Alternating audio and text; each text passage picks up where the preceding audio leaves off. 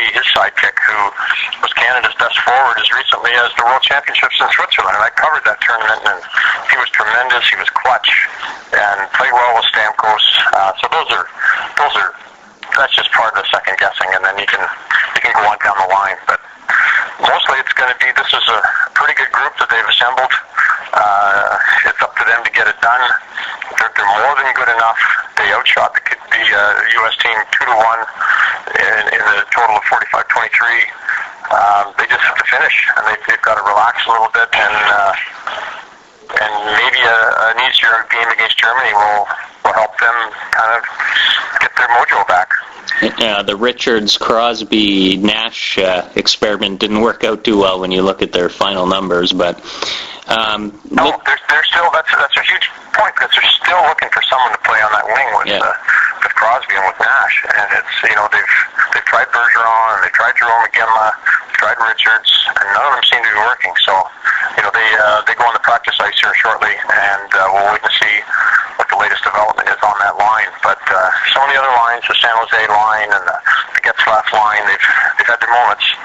But that big first line that at times has looked pretty good, they just seem to have that missing element on the other wing. So, and I guess as part of the second guessing, we could imagine maybe a Stamkos there or St. Louis or someone else that's a little more gifted offensively than the players that have been there. Were you surprised they gave up so quickly on Iginla on that line? Because they seem to have something. I mean, it was against Norway, but... Yeah, I don't know what's going on with Iginla.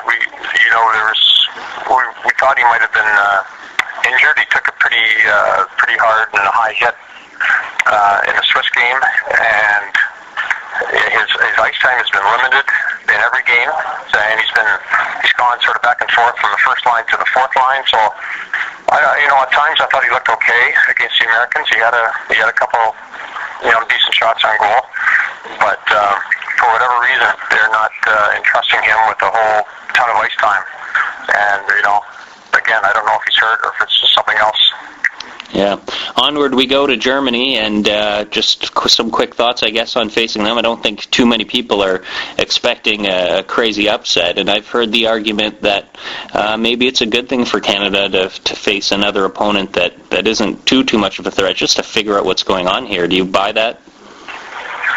I do think they need a chance to get rolling against a team that's really not that much of a threat. They're going to play a tight defensive game. They're going to trap. I mean, that's always been the German style. They're going to try to hang around in the game and keep within a goal or two.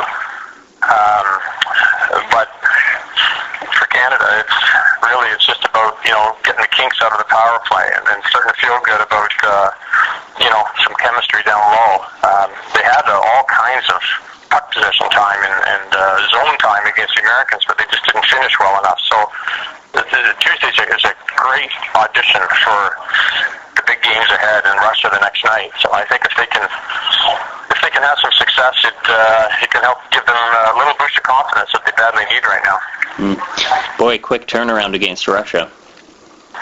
Very quick, and that's why it would be an advantage if they were to get a 5-1 lead in the second period, and they could just rest a whole bunch of people and just have Crosby, for example, go out and have 2 or 3 shifts in the third period or something, and just rest all your big guys. Maybe a Niedermayer, who's a veteran defenseman, and run the younger guys out there, run Seabrook out there. You don't need to burn everybody up on Tuesday when you got to get back against the Russians so quickly. All right. Wayne, we really appreciate the time today. Okay, James, anytime. Bye.